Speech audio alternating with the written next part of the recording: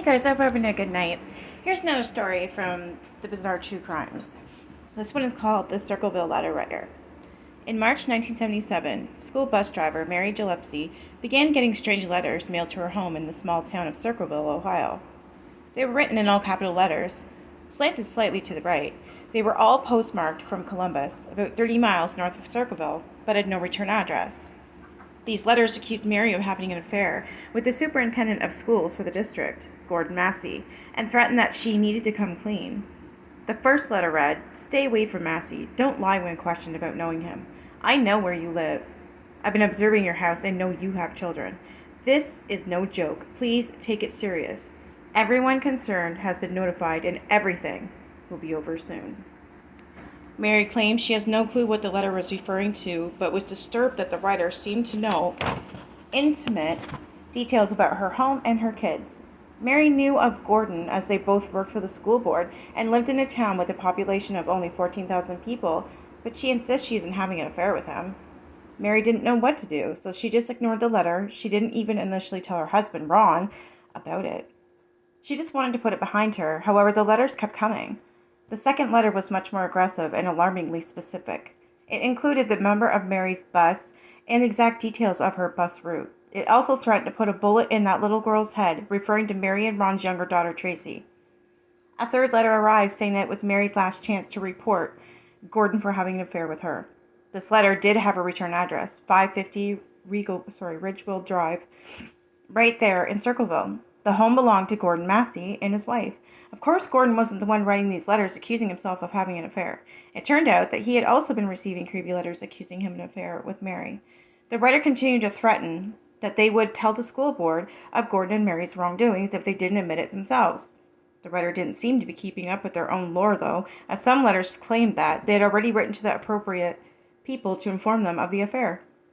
Soon letters started being delivered all over town. Some people on the school board did indeed receive letters exposing Gordon and Mary. Churches, stores, newspapers, and random townspeople also received the strange notes. Mary's husband Ron even got one that suggested he kill his wife and her secret lover. Nobody was sure what to do. Hundreds of letters were being received all over the town, demanding a confession to something that wasn't true and giving no other instructions for how to make the campaign end. One letter warned Mary that the writer was going to increase the heat. They claimed that they were going to start putting up signs all around town telling her alleged story. As promised, cardboard signs with the same writing and same accusations started popping up all around Circleville, with most being posted on Mary's school bus route. The signs and letters turned viler as they also accused Gordon of an inappropriate sexual relationship with Mary's daughter. The Gillespies were desperate for Tracy not to see anything that involved such lewd accusations, so Ron got up early every morning to drive around and take the signs down before anyone could see them. Ron's sister Karen and her husband Paul visited Gillespie home to try and come up with a plan to stop the madness. Mary recalled an incident where another bus driver, David Longberry, had made a pass at her and she'd rejected him. She thought maybe this was the deranged way of getting revenge on her.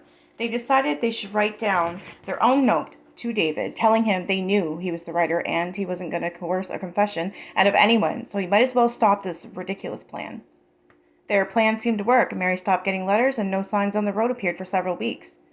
On August 19, 1977, the case took a mysterious and tragic turn. Mary and her sister-in-law Karen were out of town on a girls' trip. Mary's daughter Tracy recalls that around 10 p.m. the phone rang and her father spoke briefly but intensely with the person on the other end. He hung up and told Tracy he was going to confront the letter writer. Ron got his gun out and drove away. Less than 10 miles from the Gillespie house, Ron had a serious accident. It appeared he had almost missed a turn, swerved to try and make it, lost control of the car, and crashed. Ron suffered massive internal injuries and died before he got to the hospital. He apparently had a blood alcohol concentration of .16, almost double the legal limit. Ron's gun was found in the car and was missing a bullet, though there was no indication that he had fired it that night, just that it had been used at some point. This was all suspicious to a lot of people who knew Ron. Ron was familiar with the area, and it seemed odd that he would miss the turn he took almost every day. The weather was good that night, too, clear and dry. It was unlikely that the roads were slippery or that his visibility was diminished. Ron also wasn't much of a drinker. At 5'7" and 155 pounds, it would take 4 or 5 drinks to reach that blood alcohol concentration. His family said Ron was not the type to sit around having 5 drinks on a casual night at home, especially when he was the only parent in the state at the time. Tracy also said he didn't seem drunk as he left the house. Ron's brother-in-law, Paul, spoke to Sheriff Dwight Radcliffe at the scene of the crash. He later said that the sheriff told him he was reluctant to definitely call it an accident. When Paul spoke to him a few days later, though, he was a suspect and had been cleared, and he was now more comfortable with labeling the crash as an accident. The sheriff didn't tell Paul who had been suspected or why, or how they had been cleared.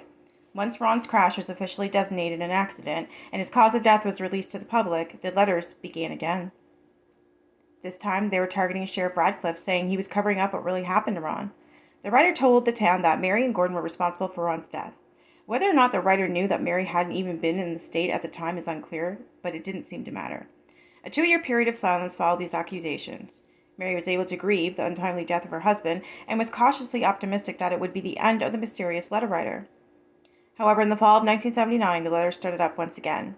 By this time, Gordon Massey and his wife were getting a divorce. Oddly enough, Mary and Gordon had started actually having an affair. Both swear it happened after the letters, accusing them of it and after Ron's death. They said bonding over the letters is what brought them close in the first place, so the accusations had manifested the real thing, rather than the other way around. In 1982, Karen and Paul also separated. Karen said Paul was physically abusive in the relationship and had given her black eyes and wounds needing stitches. She described him as manipulative and mentioned to Mary that he might be the one writing the letters. Karen had discovered smaller letters to the ones everyone had been receiving in her house and even found one clogging the toilet. Paul had apparently really turned on Mary at some point in the relationship with Ron. Paul allegedly believed the accusations of the affair and blamed Mary for Ron's death. The fresh divorce became bitter over custody of their children and some valuable assets, so many believe Karen's accusations were simply made out of spite and weren't necessarily grounded in any real evidence. The letters continued. Tracy Gillespie now became the target of the menacing letter writer. She received vile, sexual, explicit letters. The signs that had once again started being posted on the roads again accused Gordon and the 13-year-old Tracy of having a sexual relationship. On Monday, February 7th, 1983, the case took another grim turn. In between dropping off and picking up kids along her bus route, Mary saw another sign saying horrific things about her daughter. She parked the bus, got out, and went to rip the sign down. Behind it, she found a strange contraption, a box with some wood and a series of strings attached to it. She took the whole thing with her, hoping to find some clue as to who was terrorizing her family. Mary finished her bus route as normal, then sat in her driveway and investigated the box. The lid was glued shut, but as she pried it open, she was shocked at what she found. A .25 caliber handgun, held up with styrofoam, with strings attached to the trigger. At first, she thought maybe it was not real, or at least not loaded, but further investigation proved that it was both. She took the box and the gun to the police, and they confirmed that the intention was for the gun to have fired when someone took the sign in front of it down. The letter writer had just tried to murder Mary Gillespie. The serial number of the gun had been partially filed off, but the police crime lab were able to lift it anyway. They tracked down the sale to the Columbus gun shop. Management said it had been purchased by a man named Wesley Wells. When police spoke to Wesley, he said he had sold the gun to a supervisor a year earlier. His supervisor was Paul. The police investigation discovered that Paul had taken the morning off work on the day that Mary found her booby-trapped box. On February 25th, 1983, Paul was taken into custody and questioned. Sheriff Radcliffe asked him about the gun, and he said he had bought it from Wesley, but claimed he hadn't seen it since he had got back from vacation in January. He said he didn't report it missing because he thought a family member had taken it and he didn't want to get them in trouble. He refused to tell the police who that family member was. Paul took 3 or 4 polygraph tests and failed each one. He was also asked to give several writing samples, and some were taken from his work files. Radcliffe is often criticized for getting Paul to copy the letters word for word in the same style. Usually when handwriting samples are taken, the person is dictated what to write, not actually given the evidence to copy. Some feel like Paul was being set up. His samples were found to be a match to many of the letters and postcards that were sent from the letter writer. However, the samples used in court were ones that had been dictated in some of his personal correspondence. None of the directly copied letters made it into evidence. Radcliffe was also criticized for not following up on his promising lead. Another bus driver on Mary's route saw someone near the site of the trap not long before Mary must have found it. He had sandy blonde hair and was driving a yellow or orange El Camino. Some sources claim that this vehicle can be connected to the person Mary originally thought was sending the letters, David Longberry. His brother allegedly had the same car. In 1999, Longberry was caught arguing an 11-year-old girl and fled town. He committed acts before he he could be tracked down. Sorry, guys, trigger warning. The letter writer had been saying actually explicit things about Mary's underage daughter for years, and Longberry did have a reason to target Mary, but this lead was never investigated.